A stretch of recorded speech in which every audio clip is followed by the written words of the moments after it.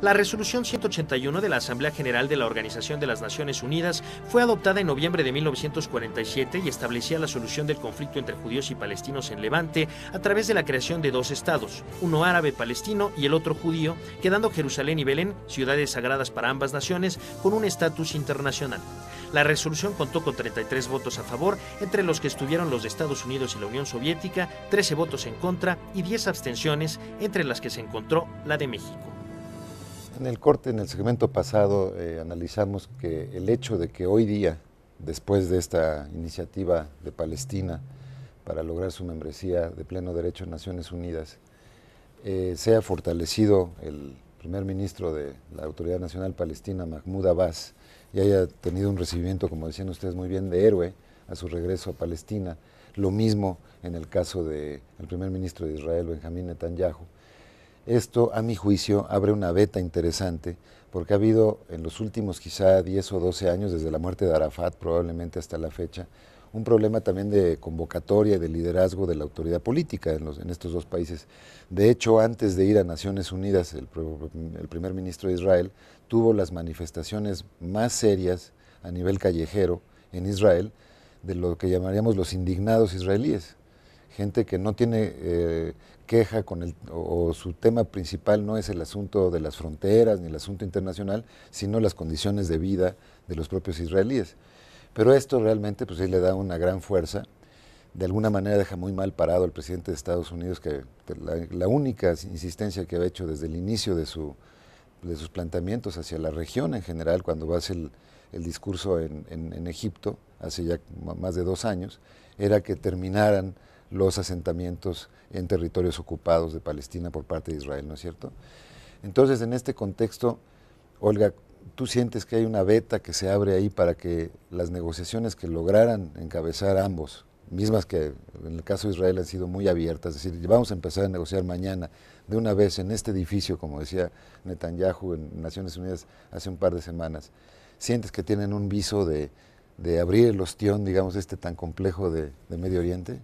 A ver, sí, aunque quizá que no por esas razones, pero si quieres volvamos un poco a este fortalecimiento interno, por una parte de Netanyahu, por otra parte de Abbas. Tú dices, bueno, en cierta forma los convierte en interlocutores válidos, porque van a tener el apoyo, el respaldo popular detrás. Bueno, sí, pero lo malo es que a Netanyahu se la dan por las malas razones.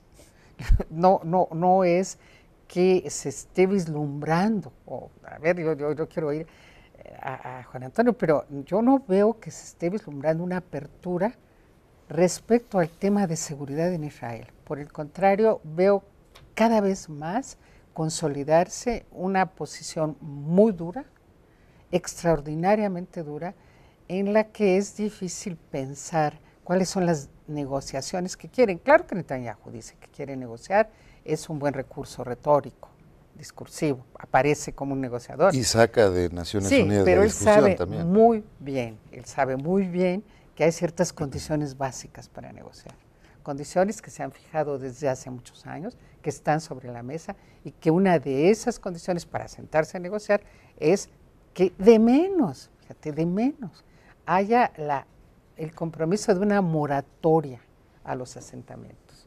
Y como lo decía Juan Antonio, eso no solo no ha ocurrido, sino que abiertamente ha desafiado, ahora sí que a todos, al mundo, quedándose muy aislado, pero eso no lo debilita internamente, pero acaba de autorizar mayores asentamientos en los territorios palestinos. Entonces el tema de las fronteras del 67 prácticamente están fuera de una posibilidad real. Tú lo viviste allá, me acuerdo que en la visita que hicimos de hecho juntos a Israel, en esa época ese joven político Netanyahu caminaba de lo que sería la frontera que se planteó en 48 al mar, porque se podía ir a pie.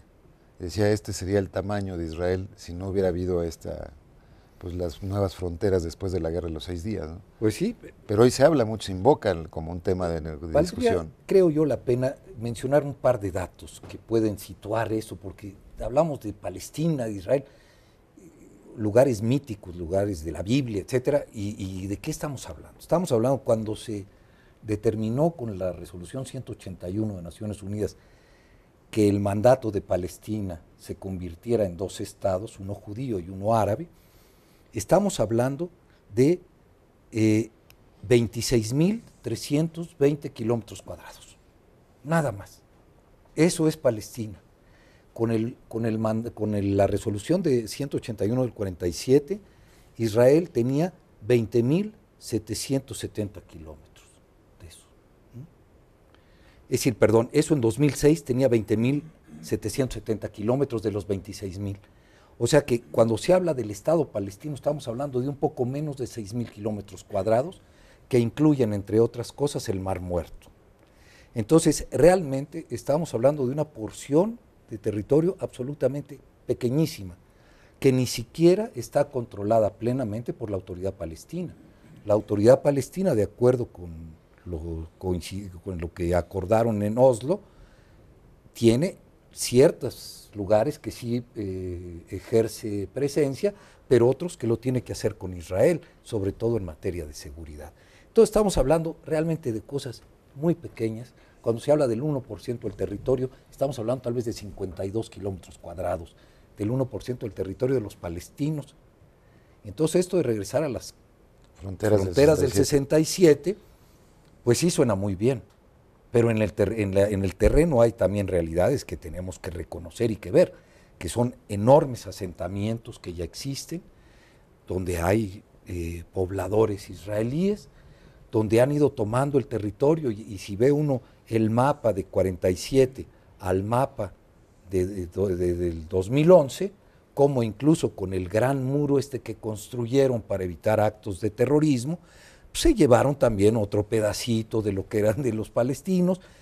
Entonces es realmente como una cosa medio mágica, medio mítica, ¿no? Las fronteras del 67. Y la insistencia, déjame interrumpirte aquí, Juan, la insistencia del primer ministro de Israel de que se le reconozca como Estado judío, no simplemente como el Estado de Israel y ya, ¿a qué obedece? ¿Por qué insiste tanto en esta Asamblea General? Porque entonces todos los ciudadanos de Israel tendrían que ser judíos, y eso implica la expulsión del actual territorio de Israel de los árabes musulmanes, de los árabes cristianos y de grupos que viven en Israel y que no necesariamente son judíos, y que son ciudadanos. Y estamos hablando de un 25% de la población de Israel. Son ciudadanos. Lo que perderían tal vez no sería expulsarlos del territorio, pero dejarían de ser ciudadanos del Estado de Israel, y serían nada más ciudadanos los que tienen esta característica de compartir la religión. Pero pensando en eso, yo regresé a la resolución de 181 del 47 y habla de un Estado judío. No habla del Estado de Israel, habla de un Estado judío y de un Estado árabe, no de un Estado musulmán. Es decir, estas pequeñas cosas ahora con el tiempo se pueden ver un poco diferente. Y el hecho de que Israel esté exigiendo el reconocimiento a Israel como un Estado judío tiene este tipo de implicaciones que ya tienen que ver con cuestiones de derechos humanos, en fin, cosas muy serias y muy profundas, y que nadie está muy dispuesto a tener que pasar una vez más por ese tipo de situaciones que han llevado a cosas muy tremendas en el área. Desde la guerra del 48, la expulsión del territorio de ahora Israel y de Palestina de los árabes, y que siguen siendo refugiados en Líbano y en Jordania, etcétera. Digo, estas dramas que todos conocemos, que fueron originados ahí. Olga, ¿cuáles son los pasos que debe seguir Palestina en la búsqueda de este nuevo estatus como Estado ya de pleno derecho, miembro de las Naciones Unidas, y qué implicaciones, sobre todo eso, qué implicaciones tendría? Bueno, como tú sabes, ellos presentaron una solicitud al Consejo de Seguridad, sabiendo que esa solicitud no iba a poder ser objeto de una resolución favorable, porque ya Estados Unidos había dado a conocer que vetaría una resolución. Sin embargo, la presentan, yo creo que por una parte es una cuestión de principio, ellos quieren ser un Estado de pleno derecho, tienen a su vez hay una serie de resoluciones del Consejo de Seguridad que les dan garantías para que sea aceptado como Estado de pleno derecho.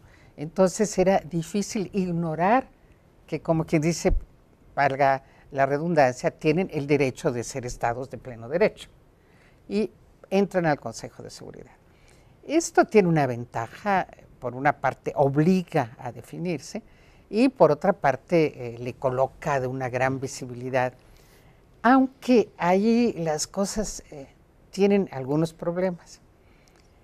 Lo deseable para los palestinos, desde mi punto de vista, desde el punto de vista del impacto político y diplomático, hubiese sido que 9 estados, que es el número que se necesita, tuvieran la mayoría moral. Y 9 estados votasen a favor y Estados Unidos tuviese que ejercer el veto. Y posiblemente solo. Entonces se pensaba que eso iba a ocurrir y un poco exhibía la posición de los Estados Unidos. Sin embargo... Pero trataban de humillar a Estados Unidos de pues pasadita. De hacer evidente que ejercían el veto, lo cual no es bien visto. Sí, ejercer un veto en estos momentos no es bien visto, pero lo hubieran hecho. Obama necesita el voto judío para ganar elecciones, así es que es un momento político en Estados Unidos muy delicado. No nos permite hablar de otra cosa, creo yo. Pero lo que está ocurriendo, según veo, es que los palestinos no tienen los 9 votos. Hasta ahorita solamente 8 estados miembros del Consejo de Seguridad se han mostrado a favor de la admisión como Estado de pleno derecho de Palestina. Pero 8 no es lo suficiente, les falta 1. Y no sabemos si en los próximos días, en las próximas semanas eso va a cambiar, pero es una pequeña derrota inicial para el proyecto que tenía Palestina.